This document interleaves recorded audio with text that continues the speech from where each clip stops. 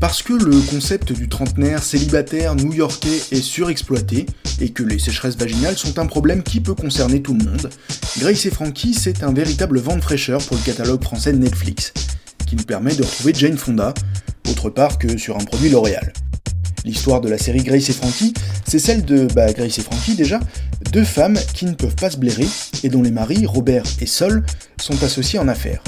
Un jour, il les invite à déjeuner et leur annonce entre deux huîtres qu'ils divorcent, qu'ils sont amants depuis 20 ans et qu'ils vont se marier. 3 lancers de crevettes et 2 bouffées de ventoline plus tard, les deux femmes se retrouvent à devoir cohabiter dans leur maison de vacances en bord de mer.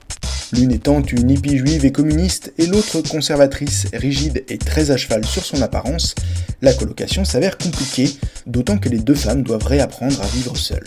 Grace veut retrouver un travail dans la société que jadis elle fonda, comme Jane, et sort avec Guy, un gars que si on change une lettre à son nom, ça fait gay, et que si on en change 4, ça fait bite.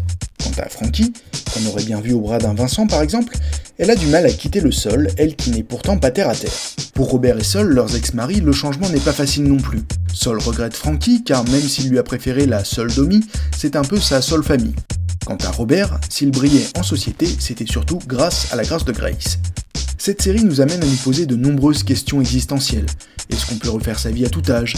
Quelles sont les conséquences d'un coming out sur ses enfants? Ou encore est-ce que trouver que Jane Fonda, à 77 ans, est encore sacrément canon fait de moi un type bizarre?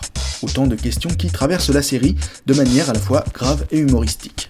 Cette série, on la doit à Martha Kauffman, co-créatrice, co-scénariste et co-productrice de Friends, une série sur les copains, les colocations qu'on a tous vues. Et si vous trouviez déjà que Joey et Chandler étaient trop vieux pour une colocation, vous risquez de revoir votre avis après Grace et Frankie. Dernier argument, et pas des moindres en faveur de cette série, elle n'a pas convaincu la rédaction de Télérama, ce qui est toujours un signe de qualité.